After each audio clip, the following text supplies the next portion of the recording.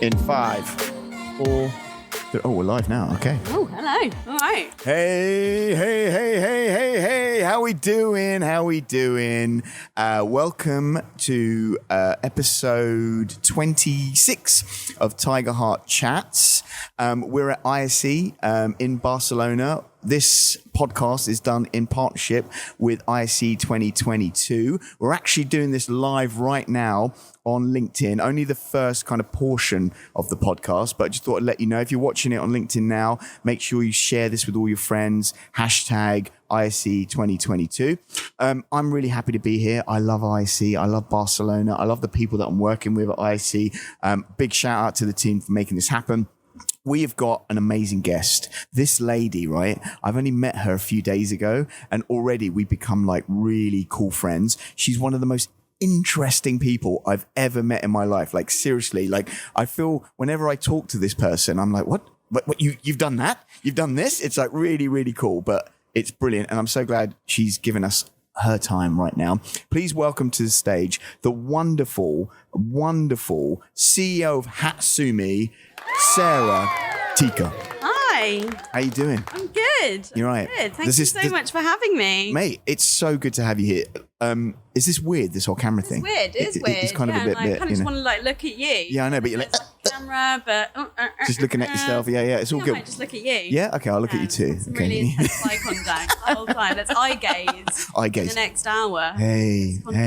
Each other's existence. I'm just going to do a quick kind of shout out to everyone that's listening on LinkedIn. We're in the Influencers Lounge. If you want to come here, come down. There's loads of free food. So much free food. Croissants. Tiny croissants, but it means you can have like 5. Yeah. That's okay. Sandwiches, fruit. There's a wonderful man here called Fabio who's really attentive. We love Fabio. Make sure you get his autograph before you go because he is just such a dude. But also the team here as well will answer any questions for you if you've got any questions. And the Wi-Fi is really good as well. But yeah. Love that Wi-Fi. Back to the podcast. So, Sarah, you and I, we've only known each other a couple of days. There's a couple of people that are listening to the podcast who don't know you. Give us a brief background about yourself, and I'm going to put that a little bit closer to you. A little bit closer. Yeah. Go for it. Bit of background to myself. So I work broadly in the field of virtual reality and healthcare, and sort of how that can intersect with contemporary art and how you can bring together artists and video games designers with doctors and researchers and patients with lived experience. Wow. And how long have you been doing that for? I think it's been about 5-6 years now. Okay. Kind of losing track of time. It's all melding into each other. But I didn't plan to do any of this at all. I think I sort of fell into it accidentally. Awesome. So talk to us about your journey. Like, how did you fall into this industry, which is a very vibrant industry? It's a fun industry to be in. But I wanted to be an archaeologist. I was well up for being an archaeologist and ended up kind of getting into anthropology. I studied anthropology at university. So I did biological and social anthropology and studied abroad in Japan as well. Nice. And it was actually just the final year of university was when my dad became really unwell.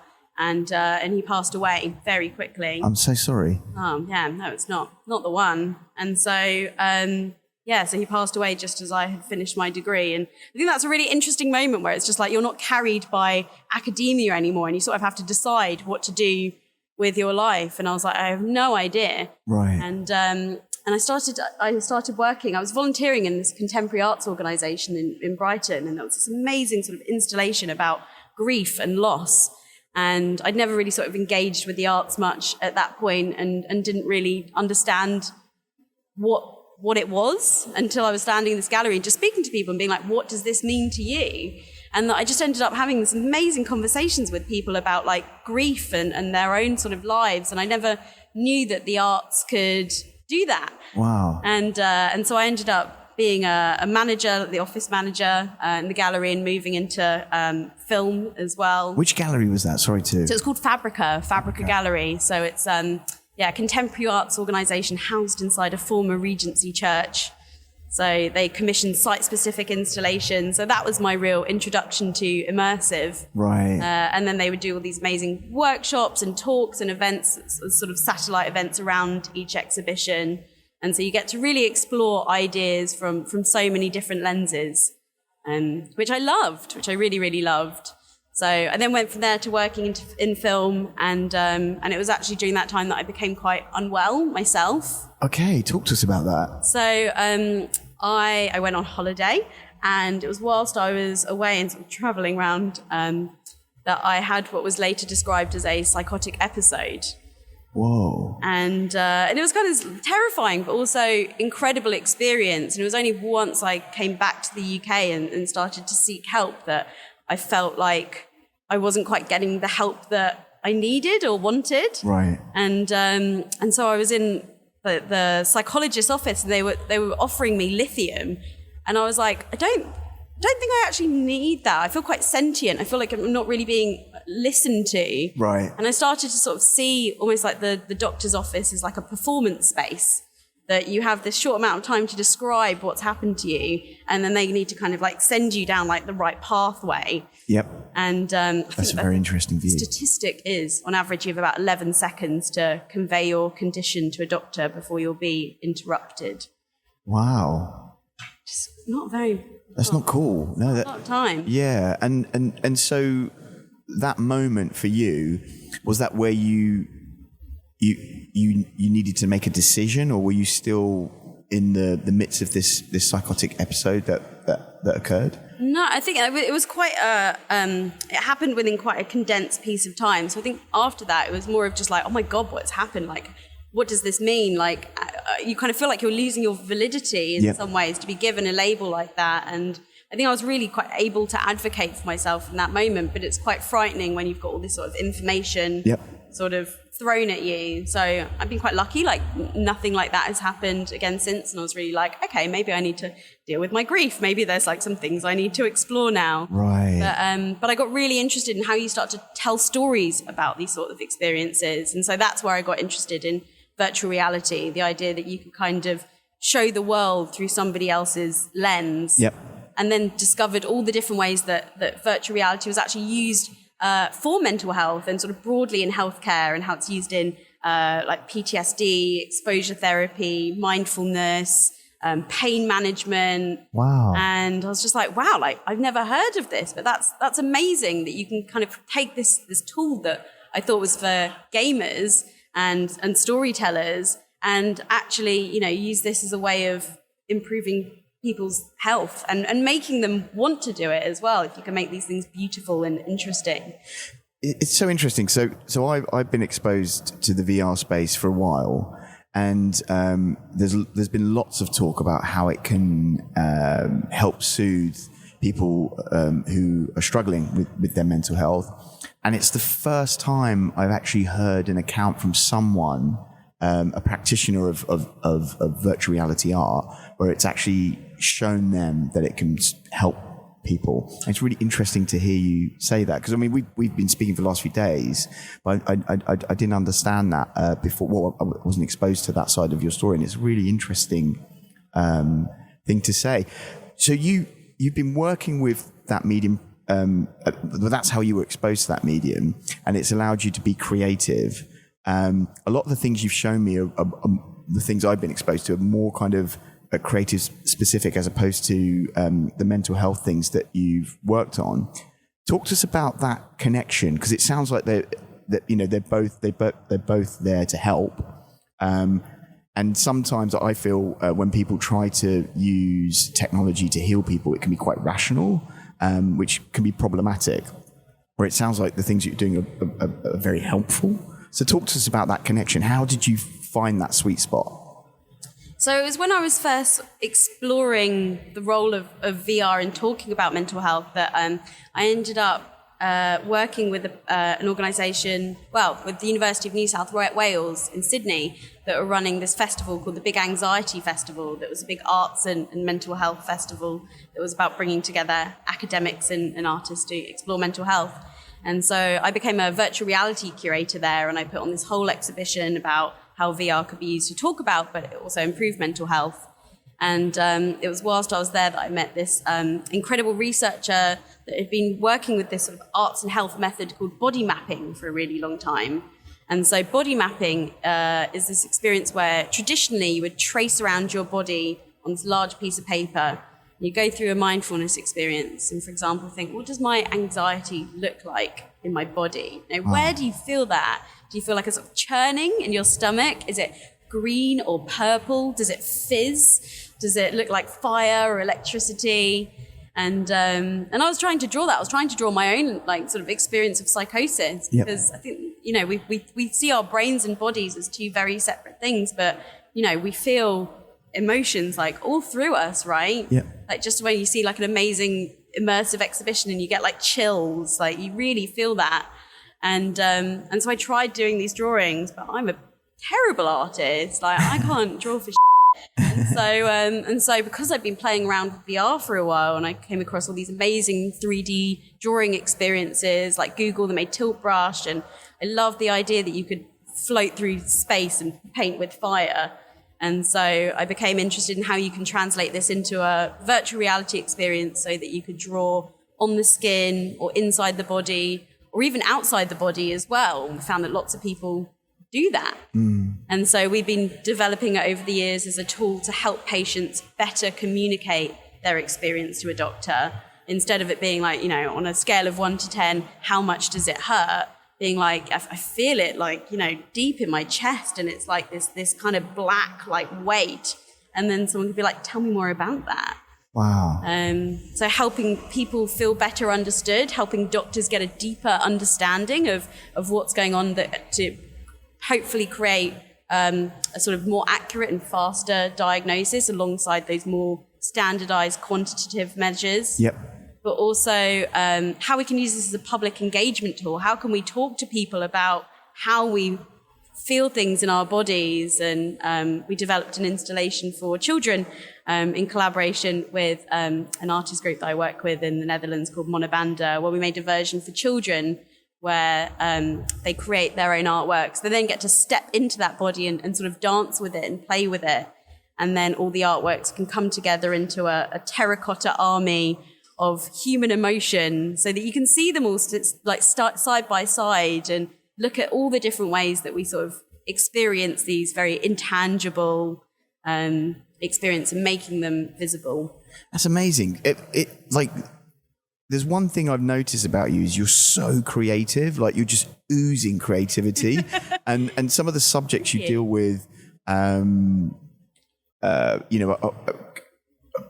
be perceived to be quite dusty, and it sounds like you just disrupted all of those perceptions and made something that made things that are really inspiring your audience. It's quite clear you've done a lot of incredible things. Where do you see the challenges? Because obviously there's lots of projects that we're going to talk about now, but you've done lots of things. Where are the challenges when you work on these types of initiatives, and how do you overcome them? So, when I moved back to the UK, then I was because this originally was going to be a PhD project. And then a few experiences that made me think, maybe not. And so I came back to the UK and was just cool. So I want to develop this sort of art science, experience. I want to take it into hospitals. I want to, work with amazing creatives. And I was really excited to come back to the UK because I was like, my God, we've got things like the NHS, right? We could bring this to hospitals all around the country. We could get grant funding. It'll be amazing. I could go to the Arts Council, but I could also get healthcare funding. But I spoke to all these different founders that are doing all sorts of things in VR and healthcare, from, training and physiotherapy to pain management. I was like, how does this work? Who do you talk to? Where do you get your funding? And they were like, it's complicated and it's hard. And knocking on the doors of the NHS and being like, do you want to try my VR experience, is not that easy. Right. I think someone described it really well, that everyone thinks that the NHS is like this big whale, but it's actually a school of fish. It's true. And it's new technology that's completely unregulated, that people don't understand. And so that's where my other work sort of comes in, that I started to speak to organisations like Immerse UK, that are sort of central organisation for supporting the immersive community in the UK, and was like, there's so much opportunity for this, but it's really fragmented, and you've got the academics over here that are publishing their papers and making these projects, but they're kind of, published on them, and then it dies, and then they move on to the next thing. And then you've got artists and outsiders and people like me that are I want to make this thing, but I don't know who to make it with. Yeah. And And then I also saw how it was used in like tech and all the different ways that tech was sort of not engaging in this. So it's really about how you bring all these different people together. Yep. And how do you enable that? And so over the last few years, we've been working with the NHS to create this, to kind of knocking their doors saying, come on, we need a strategy here. Yep. And so we created a report last year called The Growing Value of XR in Healthcare that was really looking at all the different applications of VR in health and kind of saying, well, how do we bring together these people? So was that that was a Hatsumi initiative, that report? It started as a Hatsumi initiative, sort of evolved into something quite new. So yeah, we started a new organisation called the XR Health Alliance. So developed that with my colleagues Fiona Kilkelly, who's the founder of Immersive UK, and Rossi O'Brien, who previously worked at the NHS. He did some amazing stuff using immersive technology to support people from Grenfell to actually create new pathways to getting them psychological support through creating these amazing sort of VR hubs where they would be facilitated by psychologists and people could come in and paint with fire in space and play these games, but actually talk to people about their own experiences as well. And it was there that he sort of discovered how VR could be used. So we're like a little Voltron of people that know industry, and me as sort of like the weirdo researcher, artist, industry person, then Ross that's like embedded in the NHS. So we sort of brought together our skills to say, well, there are all these challenges, but how do we actually work with government? How do you get Innovate UK supporting these new projects? How do you get people like Health Education England embedding it into their immersive training? And how do you go to the NHS and say, how about we build this from the inside? And actually things like NHS X, which is like the technology arm of NHS X, or the NHS, thinking about how that sort of could be rolled out nationwide instead of in these little pockets. It's just so refreshing. You've really sort of injected a huge amount of energy into a very stuffy space. Where do you get your energy? Well, I think it's not stuffy at all. I think it's super interesting because it's like a whole new way of doing things, right? I love that you can sit in a room with like a video game developer and a neuroscientist and a doctor and just be like, cool, what are we fixing here? And that translation, that's kind of part of the challenge sometimes, but that you're having people from these two very different worlds that want to co-create something. And how do you create that language, that kind of sweet spot in the middle where you're both kind of working to create something that I find amazing. And I want to enable more of that because, you go to a conference and you see everyone like doing the same things as you. And it's like, there's almost like less to talk about. You're like, oh, there's that new, watch out, that's cool. Rather than, I love like walking around here and speaking to people at all these like different stands. And they're and just like, yeah, you could do this. Like you get some mad artists working with you to create this and it could actually like help people. And people's like eyes light up and go, oh, I didn't think about it like that. Well, my eyes are lighting up just from talking to you. Serious, it's nice. It's really nice. Cool. So you talked about Hatsumi and the kind of progressive initiatives that you're deploying, which is awesome. Let's talk about you as a person and let's talk about AR House. Because that was really interesting. You were talking about it last night when we were at the hotel bar.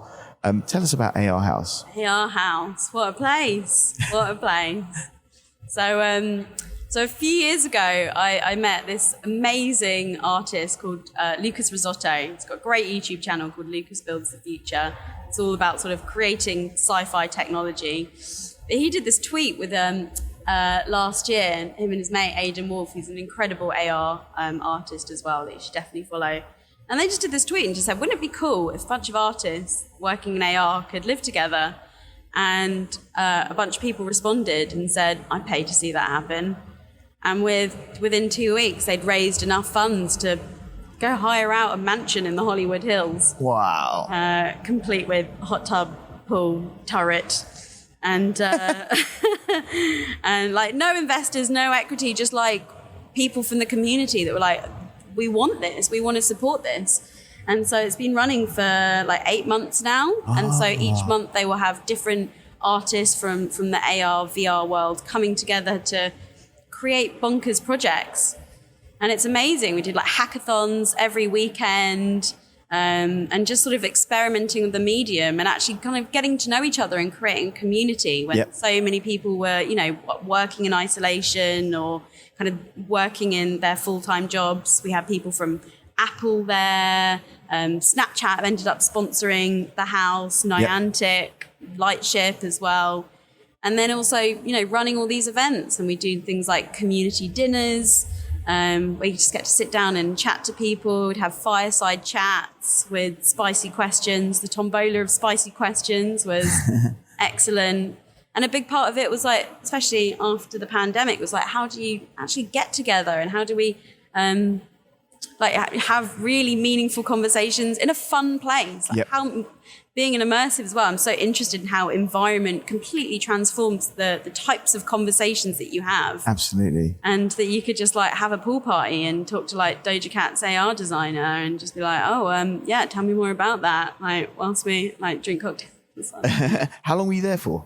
So I ended up being there for 2 months in the end. Right. I actually was running a delegation of, after the report that we released, then we took a delegation of people from the NHS and government and research out to California to speak at a conference and go and see some of the amazing hospitals out there doing some great work.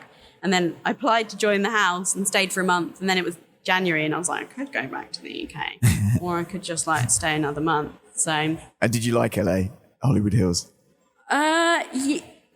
Yes and no. Okay. Like, it's very extreme. I feel like it's either the kind of most amazing place in the world and you're meeting fantastic people, or it's just scary. Yeah. Scary, very scary. Yeah, and I think there's a lot of challenges with LA. I think like the driving thing's very bizarre, but I think also like just the issues with homelessness and mental health and just seeing like people living side by side that are so unbelievably wealthy next to people that are so poor and really need help. And I think I found that quite hard to live with at some point. Yeah. So I've got one of my best friends lives in LA, and whenever I go out there, I always stay with her. And it's a beautiful city. There's so much creativity there, specifically within the film space. It's kind of like that city's made for film, but there's lots of other things going on there, and there's lots of really cool conversations. But it is a place where lots of people gravitate towards with dreams, and a lot of those people have unfulfilled dreams, and there's a lot of drug use. America, as beautiful as it is, you could be someone in a wheelchair going backwards up a hill with a flat tire and no one will help you. You know, I find that scary. Yeah. So I can understand that. When within the environment though that you were at, it sounded like it was very creative. Who curated that creativity? Yeah, I mean, it was a really unique environment. I think there's probably not many places in LA like that. Yeah. But it felt very much like a sort of family vibes. No, I think it was very well curated. So Lucas and Aidan are the co-founders of AR House. And I think they were really thoughtful about who they brought in. That it was a really diverse bunch of people, that it wasn't a bunch of like tech bros. Yep. That it was people doing, you know, a real range of things. And that, there was just, the real core concept of it was around playfulness. Yep. That it wasn't about like, you know, you have to, you know, get 10,000 views on your Snapchat lens by this point. It was just like, let's experiment and play around and make AR projects using like pool noodles and it was a real learning process because there's no one like breathing down their neck. They were like, well, what's important? Like, what can we explore? And so they started to have more specific kind of thematic months. Yeah. So January was fashion in the end. So we had these incredible artists from Brazil, two amazing women, Mariana and Victoria, that had never met each other until they got on the plane, and they've been collaborating ever since, making all these amazing AR fashion outfits, doing NFT drops together. They've been in Vogue now. They're working with all these like incredible artists, and it was a real opportunity to elevate people. Yep. And say like, look at these incredible people that are here and making things. And yeah, so many great projects have come out of it. People from Stanford University's sort of RX group, lovely chap called VR Human that I really recommend following, that does some amazing work. He was part of Artifact, that ended up getting acquired by Nike, that did some amazing things around sort of NFT trainers. I don't know, can't keep up with it all, but just really good people, you know, that are just like want to talk about this and what it means, instead of just like, I just want to make an NFT line and drop that. Exactly. Like I want to create. Yeah, there's a lot of, I mean, you know, we talk about new technologies, specifically like NFTs now, everyone's talking about them, but the key question is, what does it mean? You know, that should be the first question, as opposed to, you know, have you done an NFT? No, we need to do it, you know? Mm-hmm. So it's good that you say that. And also elevating communities. Like, I love that. Like I think that's so important, because that's when good things come, when you kind of support each other and be creative together and and it's enabling artists in new ways as well. Like, instead of like now you can create art that you can actually like get money for. And I think it's so hard being a digital artist sometimes, and the constant stories you hear of people trying to balance doing all the corporate stuff to enable them to do the creative. Right. Like saying like, no, like you can be funded to do that. And it's kind of this, decentralized power in a way that people can use,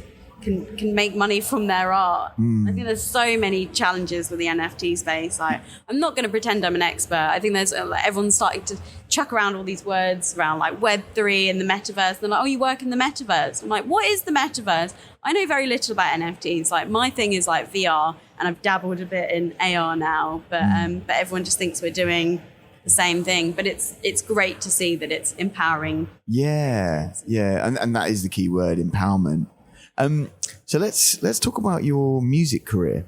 Let's talk about Lemonade.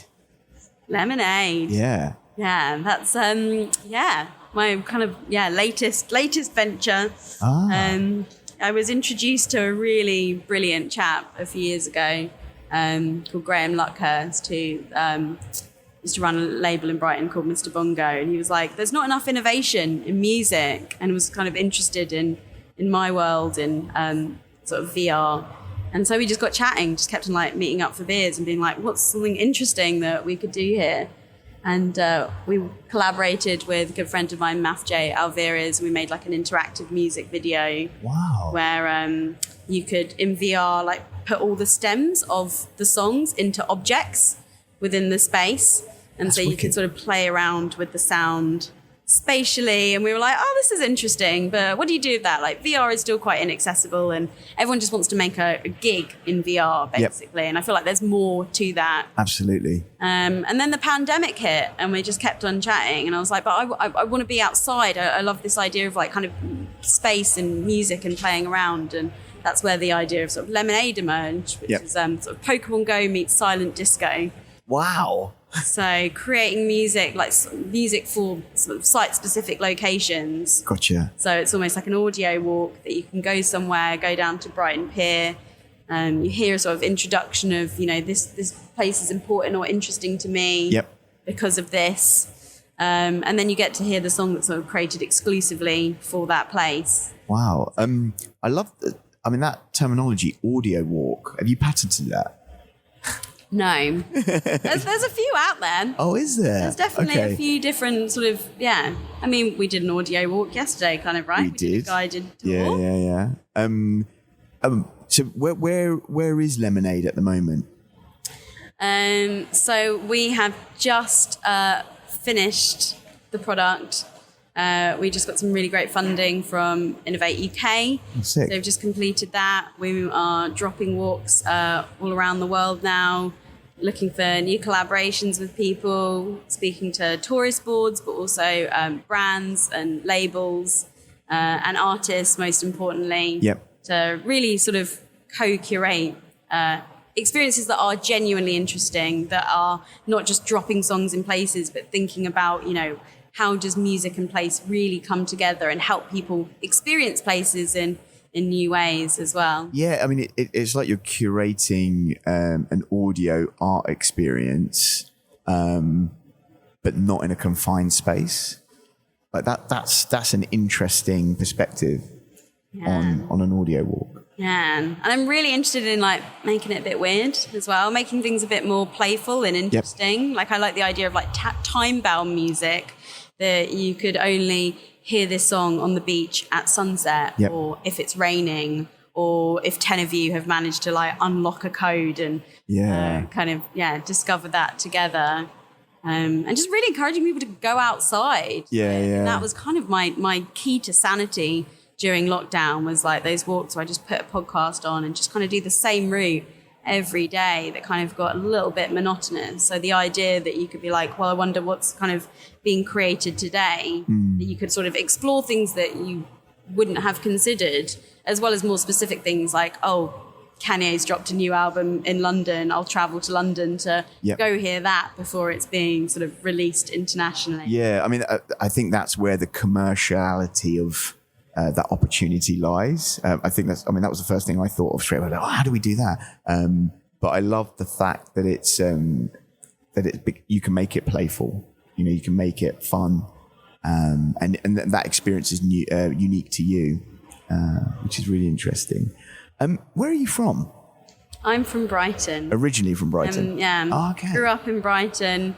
Keep on trying to leave, but it just keeps on like dragging me back. It's like, why would you want to be anywhere else? We've got the sea, like you can walk everywhere. Yeah. Like there's amazing work supporting sort of the kind of intersection of like the creative and technology sectors there, which I've always really appreciated. Is it I think it's Unity's based there as well. The UK Unity's based there. Done a couple of talks there. Yeah. It's massive. They're like right by the station. Yep. And I'm kind of in this new co-working space as well that's amazing, called Plus X. We've got a maker space on the ground floor with laser cutters, 3D printers. We've got a VR lab, podcasting studio, a rooftop terrace. There are no rooftop terraces in Brighton.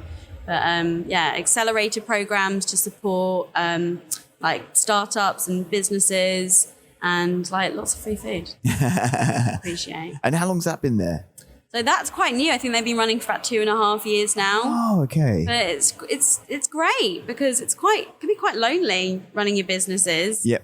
I know and there's a lot of like working out of your living room, like feeling very solitary. Because I have a lot of collaborators, but they're kind of based all over the shop. Most of them are in the Netherlands or other across the country, or have kids and just have to like kind of be over there and looking after them. So just having a community to be part of and make a coffee and just like, can I just talk to you about this for a second? It's so important. It's so important. I think a lot of independent professionals who run their own businesses from a laptop, it's great to work from home, and the COVID era has kind of taught us that can be healthy, but it's so much more important to be part of a community. Even just saying hello to someone can do so much. Can give you so much power in when you are being creative or trying to connect, etc. Yeah. So you touched on COVID.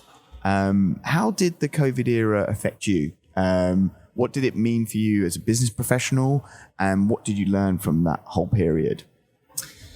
Yeah, cool. I've not been asked that question before. It was, I think I was very lucky in some ways that everything I was doing was already very digital and online because all my collaborators work in other places. But I just sort of set up shop at home, basically, and just really sort of plugged away with a lot of my work. But I think it really made people more open to the idea of immersive. Right. And healthcare as well. But I think lots of people didn't quite get it. Right. And that was when we wrote the report, the Growing Value of XR in Healthcare report. Very catchy title.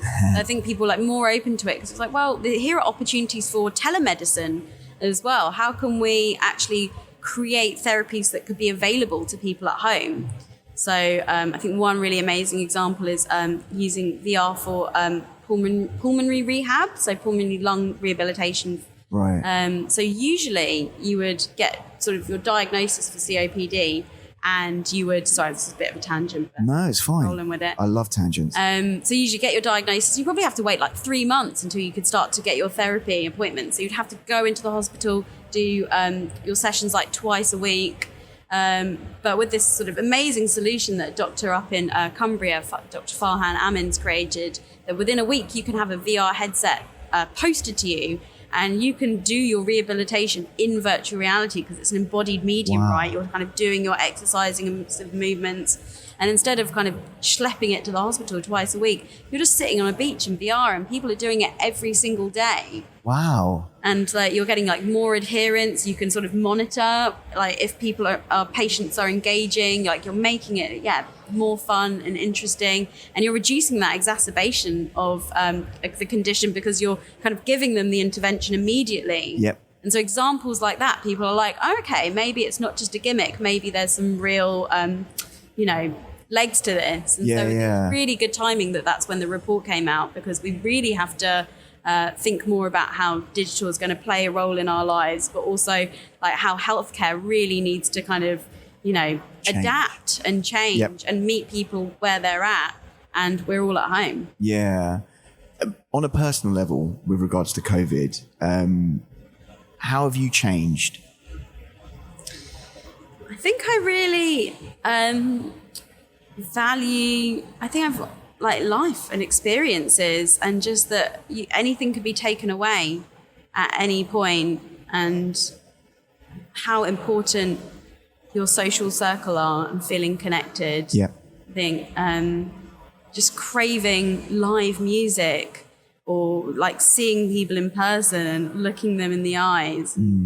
I think I was just so aware of like my senses during COVID, because day to day you're running around, you're having all these things happening, but when it's just like the same and monotonous, then I'm really aware of that. And suddenly I was like, I really want to think about like the fabric of my clothes, what things smell like the food I'm cooking. I want to share this food with people.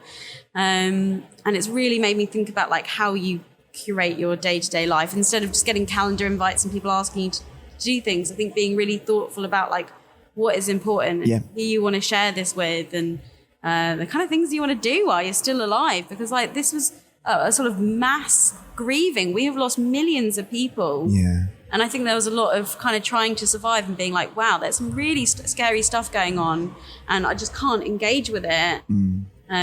But yeah, the amount of people that I've lost, like I'm sorry. Hard. Yeah. Really, really hard, and not being able to hug the people that you love that are also grieving. Absolutely. And I agree with you. I feel the COVID era has really made me think about how much gain I've cranked or not cranked with my senses. Because I feel before COVID, and I'm generalizing here, majority of people were kind of numb to what's going on around them. They were getting on this long commute. They were bumping into people before they got to work, and then they were focused on this one thing. And that perspective is just kind of flipped. We're still doing the same kind of things, but there's much more awareness about what we are as a human being and how we experience things around us. And our priorities as well, like the amount of people that have been like, what am I doing with my life? Like, does this make me happy? Yeah. Is this actually how I want to spend like all of my awake hours doing this? And so it's amazing seeing all the different kind of career changes, the amount of people that are starting new businesses, like moving to be closer to family, like giving everything up to cycle around the world, and that it kind of gives a sort of existential reflection. Absolutely. And that reflection has kind of galvanized what we are as a human race. I think there's still that aspect of human nature that's very kind of capitalist, the focus on where the value is from a financial perspective. But I think people, generally speaking, are a little bit more kind of open to not having to worry about that anymore, because life is just too damn short. Yeah. Definitely. So talked about you at ISC. How did you get involved in ISC? I know you're an influencer like me here, and we're being very looked after by ISC. have been very looked after. Yeah. I never thought of myself as an influencer. So I was quite shocked to receive this sort of lovely invitation to be a part of it. But yeah, so Amelia Kalman, who's been hosting all these amazing meetups. So we've been Amelia, so great. Big fan of her work. So I've followed her for a long time, and we've sort of chatted over the years. I've been on her podcast before, and she sort of recommended me to come out. And I was like, what is this place? It's very like corporate sort of tech conference. And then sort of looked at all the stuff going on and was like, oh, all right. So there's like this big sort of, immersive art experience that we're like sitting next to you right now that, had like Rafiq like giving this amazing talk about his installation. That there's actually like some really kind of incredible stuff going on. There's a whole stage about women in sound and like really talking about like diversity in the sound industry. And I'm just loving it. I'm actually really loving it. And just going to all the different stores and be like, what are you doing? Yeah. It's really fascinating. So there's a real like thread of like, obviously quite corporate stuff, but the kind of cutting edge of innovation and talking to the people that are actually making those decisions, but also that there's this kind of really sort of creative aspect and that it feels very interdisciplinary, which I'm digging. I mean, ISC's changed a lot. It's changed a lot. I mean, it's at the end of the day, it's a business trade event. It's about the business of audiovisual. But I've noticed that I think there was a problem before. There was not enough creativity. It was just the rational viewpoint of this is a screen. What does this screen do? As opposed to this is a platform. How do we express a narrative with that platform? And it's changed dramatically. I was, and I mean this with respect to ISC, when I was asked to come here, I was a bit kind of worried because it was like, oh God, I'm going to spend quite a few days in a very corporate environment. But it's been completely different. Just the way they've curated the event, it's been really expressive. Like, as you mentioned, Rafiq, who's a fantastic visual artist, whoever's listening, check him out. Up. Like, my God, it's wild. It's baffling just what he does. And to have him be, one of the kind of ambassadors of AV from a creative perspective was a really important decision.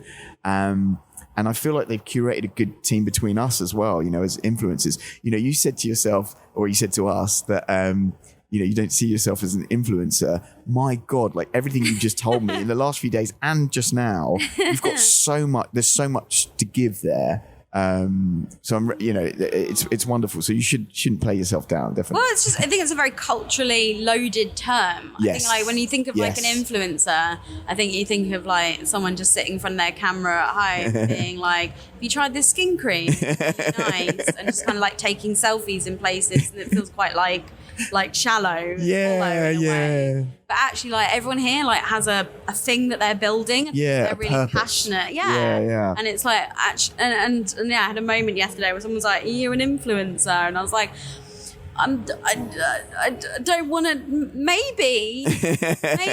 Like I'm trying to like support change, especially through the work that we're doing. Like the XR Health Alliance is trying to like influence the NHS in some way to think about like what sort of strategy you can have for prescribing beautiful immersive experiences for healthcare. And it's like, okay, like that sounds like influencing, but it's just, I think the whole culture of influencing and social media, I find.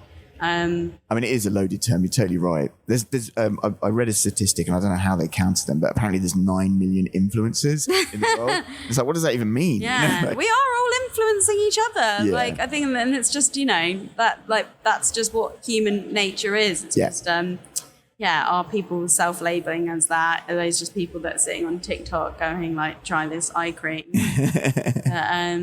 But I love the idea that we all do have our beliefs and we want to, create some sort of change and bring our value systems. Yeah, I feel within the influencer community here that's been curated by ISC, I think they've curated it very well. It's like I don't know why I was dreading it. Maybe I've got like some sort of cynical side of me. It was, oh God, I've got to do this. But it's just been really refreshing. Cynics are just idealists with awkwardly high standards. I like that. So, I can't remember who said it. I want to say like Kierkegaard or someone. Don't quote me on that. So we're kind of coming towards the end. We've got about like sort of 10 minutes left. I want to ask you a very personal question. If you were to meet you when you first became a professional within this tech space, what advice would you give yourself, knowing what you know now? Oh, this is fun. Oh, this is fun. Yeah.